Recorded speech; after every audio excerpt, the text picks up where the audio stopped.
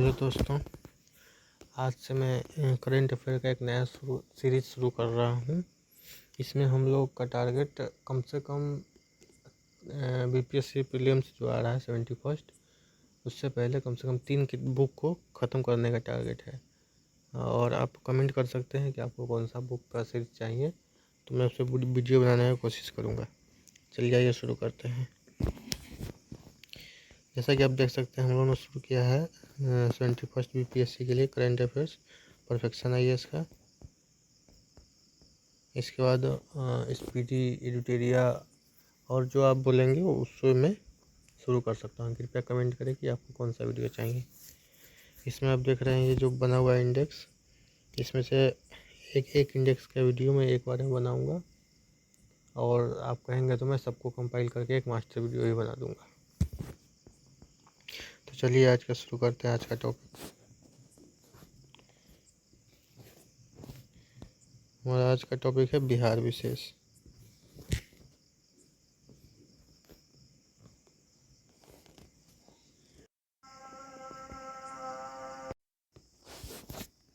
हमारा पहला टॉपिक है मैग्नीज जल संदूषण।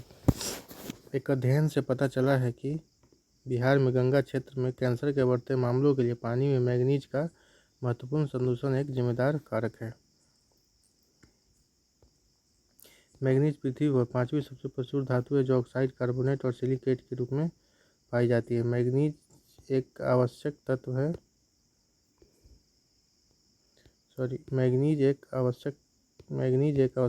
जो अल्प मात्रा में मानव स्वास्थ्य के लिए आवश्यक है, लेकिन जल में इसकी अत्यधिक मात्रा गंभीर स्वास्थ्य जोखिम पैदा कर सकती है। नाइजीरिया, बांग्लादेश, चीन, ग्रीस, जापान और अन्य देशों में भूजल में मैग्नीशियम के उच्च स्तर की वैश्विक घटनाएं दर्ज की गई हैं। अगला टॉपिक है अंतर्राष्ट्रीय बौद्ध परिसंघ।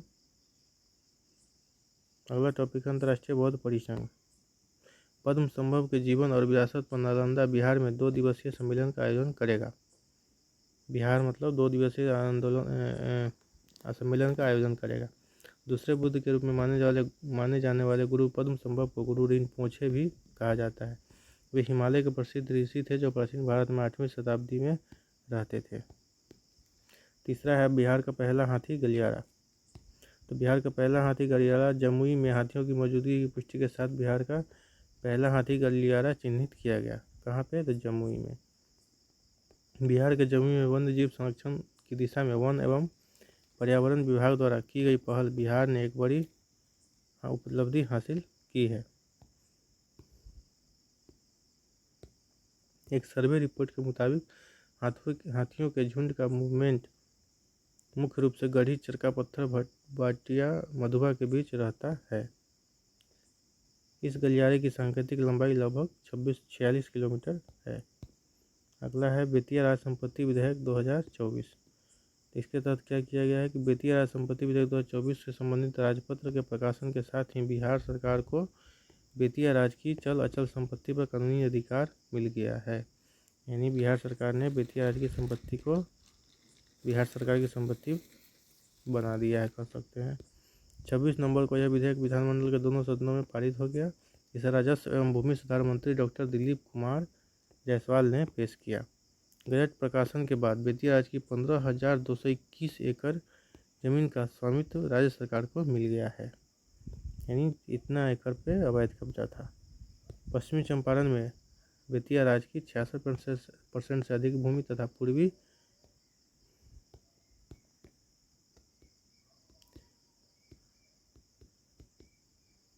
चंपारण में 60% से अधिक भूमि पर अतिक्रमण है। बेतिया राज की सीतामढ़ी, सारण, सिवान, गोपालगंज और पटना जिले में कुल 15,215 एकड़ जमीन है। 5वां है श्रीलंका के राष्ट्रपति का महाबोधि मंदिर में पूजा। श्रीलंका के राष्ट्रपति अनुरा कुमार दिसानायके ने बोध गया महाबोधि मंदिर में भगवान बुद्ध की पूजा अर्चना की। यानी श्रीलंका के प्रधानमंत्री बिहार के महाबोधि मंदिर में आए थे और उन्होंने पूजा अर्चना की। श्रीलंका के प्रधानमंत्री ने अपनी पहली विदेश यात्रा के लिए भारत को चुना है ताकि उन्हें भगवान बुद्ध की पूजा करने का अवसर मिल सके। उनके साथ श्रीलंका के विदेश मंत्री विजिता हेराथ और अधिकारियों का एक दल भी था। छठा है राजगीर में बनेगा डायनासोर पार्क। तो डायनासोर पृथ्वी पर मेसोजोइक युग के दौरान अर्थात 245 से 66 मिलियन वर्ष पूर्व प्रभुत्व रखते थे। ठीक है, तो उसी से रिलेटेड हमारा ये पार्क बनने वाला है। इसके निर्माण से लेकर संचालन तक AI यानी आर्टिफिशियल इंटेलिजेंस का इस्तेमाल किया जाएगा, जो देश के अन्य पार्कों की तुलना में अधिक प्रभावी होगा। अगले वित्तीय सत्र में इसे शुरू करने की योजना है, यानी 2025-26 में। यह पार्क नेट सफारी में निर्माणाधीन क्लिफ वॉक के पास 4.5 हेक्टेयर भूमि पर बनाया जाएगा। कहाँ बनाया जाएगा? तो नेट सफारी में निर्माणाधीन जो क्लिफ है उसके पास में। अगला हमारा टॉपिक है रुनीश चावला। केंद्र सरकार ने वरिष्ठ नौकरशाह रुनीश को नियुक्त किया है। तो किस चीज़ में नियुक्त किया था? चावला को राजस्व सचिव नियुक्त किया गया है।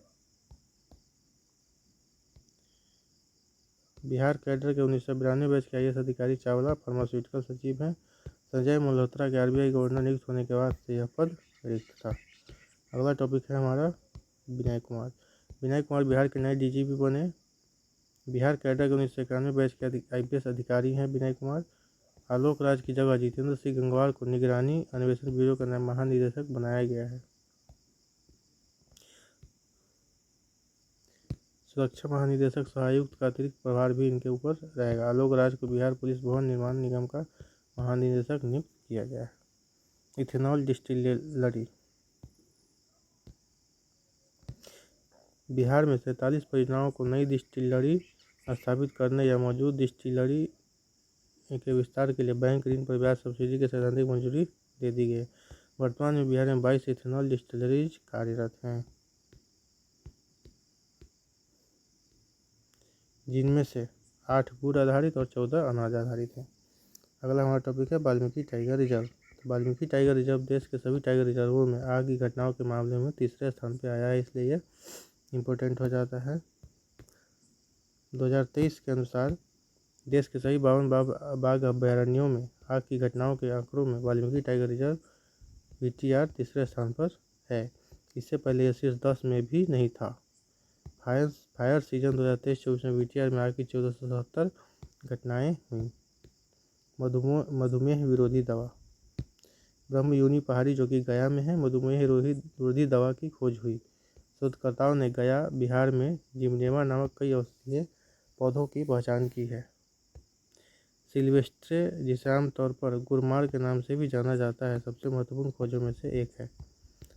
अपने मधुमेह रोधी गुणों के लिए प्रसिद्ध गुरमार का उपयोग पहले ही वैज्ञानिक तथा औद्योगिक अनुसंधान परिषद CSIR द्वारा मधुमेह रोधी दवा BGR-34 विकसित करने में किया जा चुका है। यानी BGR-34 क्या है? तो एक मधुमेह रोधी दवा है। ब्रह्मयूनी पहाड़ियों बिहार के गया जिले में स्थित है। अगला हमारा टॉपिक है प्रीतम राज। बिहार के प्रीतम राज ने विजय मर्चेंट ट्रॉफी में 13 शतक लगाया। याद करने वाला पॉइंट है कि प्रीतम राज जो है कहाँ पे, किस ट्रॉफी में? तो विजय मर्चेंट ट्रॉफी में 13 शतक लगाया। विजय मर्चेंट ट्रॉफी अंडर-16 मैच में बिहार ने अरुणाचल प्रदेश को पारी और 322 रनों से हरा दिया। एक पारी और 322 रनों से हरा दिया। यह मैच भुवनेश्वर के विकास क्रिकेट ग्राउंड पर आयोजित किया गया था। प्रीतम ने मात्र 277 गेंदों में 304 रन बनाए। बिहार में CAA के तहत नागरिकता पाने वाले पहले व्यक्ति कौन है? तो सुमित्रा शाह प्रसाद, जिन्हें रानी शाह के नाम से भी जाना जाता है, नागरिकता संशोधन अधिनियम 2019 के तहत नागरिकता पाने वाले बिहार के पहले व्यक्ति बन गई हैं। प्रसाद बिहार के आरा शहर में बीजापुर रह रहे हैं। अगला है फल्गु नदी। नमामि गंगे योजना के तहत फल्गु नदी को पुनर्जीवित करने का काम किया जा रहा है। निरंजना को फल्गु भी कहा जाता है। यह नदी हिंदू, जैन और बौद्ध के अनुयायियों के लिए आध्यात्मिक आस्था और सांस्कृतिक पहचान का प्रतीक है। यानी ये तीनों धर्म के लोगों के लिए आस्था का प्रतीक है। अगला है, यह नदी झारखंड के चतरा से निकलती है और बिहार के गया से होकर बहती है। तो फल्गु नदी कहाँ से निकलती है? तो ये झारखंड के चतरा से निकलती है। और गया से होकर बहती है। अगला है हॉकी बिहार। हॉकी इंडिया ने बिहार की मान्यता रद्द कर दी है। हॉकी इंडिया ने हॉकी बिहार की मान्यता रद्द कर दी है। हॉकी बिहार पर असहयोग करने और ठीक से काम न करने का आरोप लगाया गया है। ये बहुत ही बुरी खबर है बिहार के लिए। अगला है हमारा आरिफ मोहम्मद खान। आरिफ मोहम्मद खान बिहार के 42वें राज्यपाल बने हैं। तो 42वें राज्यपाल कौन है? तो आरिफ मोहम्मद खान। राजभवन के राजेंद्र मंडप में आयोजित एक भव्य समारोह में आरिफ मोहम्मद खान ने बिहार के 42वें राज्यपाल के रूप में शपथ ली। पटना उच्च न्यायालय के मुख्य न्यायाधीश न्यायमूर्ति के विनोद चंद्रन ने उन्हें शपथ दिलाई।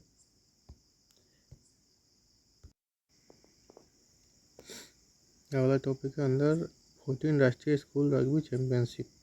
पाटलिपुत्र स्पोर्ट्स कॉम्प्लेक्स में अंडर 14 राष्ट्रीय स्कूल रग्बी चैंपियनशिप में लड़के और लड़कियों दोनों वर्गों में चैंपियन बन गया है। कौन? तो बिहार की बालिका टीम ने फाइनल में उड़ीसा को हराकर ट्रॉफी जीती, जबकि बिहार की बालक टीम ने महाराष्ट्र को हराया। अगला औद्योगिक पार्क। मुख्यमंत्री नीतीश कुमार ने वैशाली जिले में आमस दरभंगा पथ के किनारे 1293 एकड़ भूमि पर औद्योगिक पार्क बनाने की घोषणा की है। हाजीपुर नाला निर्माण, गौरौल में डिग्री कॉलेज खोलने, गंडक नदी के हाजीपुर की ओर बचे हिस्से में तटबंध निर्माण की भी घोषणा की है। कुशल कलाकारों मधुबनी के 3 कुशल कलाकारों को 26 जनवरी को नई दिल्ली में आयोजित गणतंत्र दिवस समारोह में विशेष अतिथि के रूप में भाग लेने के लिए चुना गया है। वे कौन है? तो पद्मश्री सुभद्रा देवी, पंडौल की पेपर मैसी कला में कुशल कलाकार, सलेमपुर गांव। अगली हैं पद्मश्री शांति देवी, लहरीजागंज की मिथिला पेंटिंग की कलाकार, और जितवारपुर गांव की मिथिला पेंटिंग की कलाकार, राष्ट्रीय पुरस्कार विजेता महानमा देवी। इन तीनों को 26 जनवरी की परेड में हिस्सा लेने के लिए आमंत्रित किया गया है। अगला है प्रथम घड़ियाल अभयारण्य। बिहार का पहला घड़ियाल अभयारण्य गोपालगंज में गंडक नदी में बनेगा।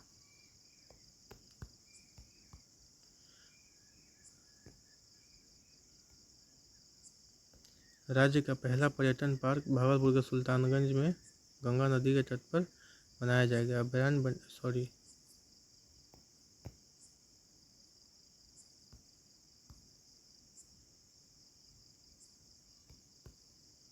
सही है। राज्य का पहला पर्यटन पार्क भागलपुर के सुल्तानगंज में गंगा नदी के तट पर बनाया जाएगा। अभयारण्य बनने से लुप्त प्राय जलीय प्रजाति घड़ियाल का संरक्षण एवं संवर्धन हो सकेगा। घड़ियाल को अंतर्राष्ट्रीय प्रकृति संरक्षण संघ IUCN की लुप्त प्राय प्रजातियों की लाल सूची में शामिल किया गया है। विभाग के एक मोटे अनुमान के अनुसार गंडक में घड़ियालों की संख्या लगभग 1200 से 1500 है। Vijay Merchant cricket trophy. बिहार ने त्रिपुरा को हराकर Vijay Merchant trophy plate group under 16 cricket प्रतियोगिता जीत ली। Mohit Kumar player of the match रहे। बिहार के कप्तान प्रीतम राज थे। दीदी की लाइब्रेरी। बिहार के मुख्यमंत्री नीतीश कुमार ने राज्य की सभी पंचायतों में दीदी लाइब्रेरी खोलने की घोषणा की है। विश्व बैंक समर्थित जीविका परियोजना के तहत शुरू की गई दीदी की लाइब्रेरी पहल का उद्देश्य ग्रामीण क्षेत्रों में शैक्षिक अंतराल को पाटना है। यह ग्रामीण बिहार में स्थापित सामुदायिक पुस्तकालयों का एक नेटवर्क है, जिसका उद्देश्य वंचित बच्चों और युवाओं की शिक्षा और करियर विकास में सहायता करना है। अगला है मिथिला पेंटिंग। मिथिला की जीवित किंवदंती भाग 2। बिहार म्यूजियम ओरिएंटेशन हॉल में the living legend of Mithila part 2 पुस्तक का विमोचन किया गया। यह पुस्तक विवेकानंद झा द्वारा लिखी गई है। ये पुस्तक का विमोचन संग्रहालय के महानिदेशक अंजनी कुमार सिंह की अध्यक्षता में किया गया। अगला है प्रगति यात्रा। बिहार के सीएम नीतीश कुमार ने पश्चिम चंपारण के थारू टोला से अपनी प्रगति यात्रा शुरू की है। कहाँ से शुरू की है? तो पश्चिम चंपारण के थारू टोला से। मुख्यमंत्री नीतीश कुमार ने की प्रगति यात्रा का पहला चरण 6 जनवरी से शुरू हुआ। घोटवा में थारू टोला में वह विभिन्न योजनाओं का शिलान्यास, लोकार्पण और थारूओं द्वारा निर्मित उत्पादों का अवलोकन करेंगे। अगला है महिला कबड्डी विश्व कप प्रतियोगिता। तो महिला कबड्डी विश्व कप प्रतियोगिता मार्च 2025 में राजगीर में आयोजित की जाएगी। हाल ही में राजगीर खेल परिसर में महिला हॉकी प्रतियोगिता का सफल आयोजन किया गया। मार्च 2025 में होने वाली प्रतियोगिता में 14 देशों के खिलाड़ी भाग लेंगे। इसमें भारत, चीन, जापान, दक्षिण Korea, Nepal, Pakistan, Iran, Poland, Argentina, Indonesia और 2 दक्षिण अफ्रीकी देशों के भाग लेने की उम्मीद है। 26 है पहला बर्तन बैंक। तो पहला बर्तन बैंक तो मुंगेर नगर निगम बिहार का पहला बर्तन बैंक बनाएगा। बिहार राज्य प्रदूषण नियंत्रण बोर्ड एवं संयुक्त राष्ट्र के सहयोग से बर्तन बैंक खोला जा रहा है। हर आयोजन में 60 किलोग्राम प्लास्टिक के उपयोग को कम करने का लक्ष्य रखा गया है। यानी प्लास्टिक को कम करने के लिए पहल शुरू किया गया है। सदन में सुशील मोदी। राज्यपाल आरिफ मोहम्मद खान ने पूर्व मंत्री संजय पासवान द्वारा लिखित पुस्तक सदन में सुशील मोदी का विमोचन किया। किसने लिखा है? तो संजय पासवान, याद रखिएगा। पुस्तक में सुशील मोदी की संक्षिप्त जीवनी और सदन में उनके भाषण शामिल है। अगला है प्रीतीश नंदी। प्रसिद्ध फिल्म निर्माता, लेखक, पत्रकार और कवि प्रीतीश नंदी की 73 वर्ष की आयु में दिल का दौरा पड़ने से निधन हो गया। उनका जन्म 15 जनवरी 1951 के बिहार के भागलपुर में हुआ था। प्रीतीश नंदी एक प्रसिद्ध मीडिया व्यक्तित्व भी थे।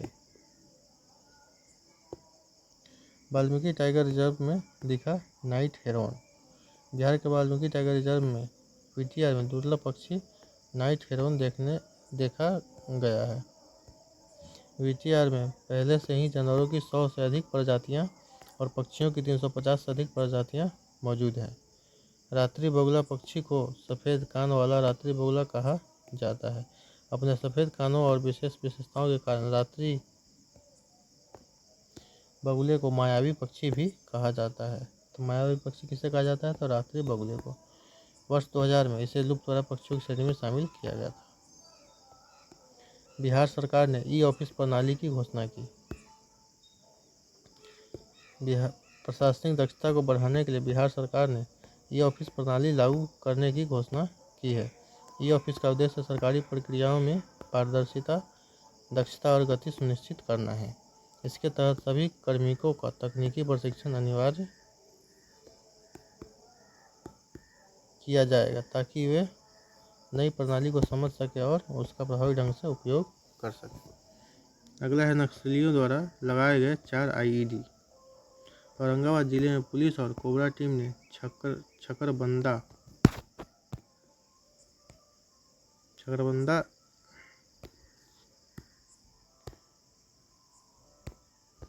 जंगल के 2 मुहान और बंदरवा पहाड़ियों के बीच नक्सलियों द्वारा लगाए गए 4 आईईडी बरामद किए हैं। टीम ने नक्सली ठिकाने से 1 कार्बाइन, मैगजीन और कोडेक्स वायर भी जब्त किया। बरामद आईईडी का वजन 4 किलोग्राम है। तो ये था हमारे बिहार विशेष का लास्ट टॉपिक। फिर कल हम अगले टॉपिक पे वीडियो बनाएंगे जिसमें है राष्ट्रीय। अगला टॉपिक होगा हमारा राष्ट्रीय।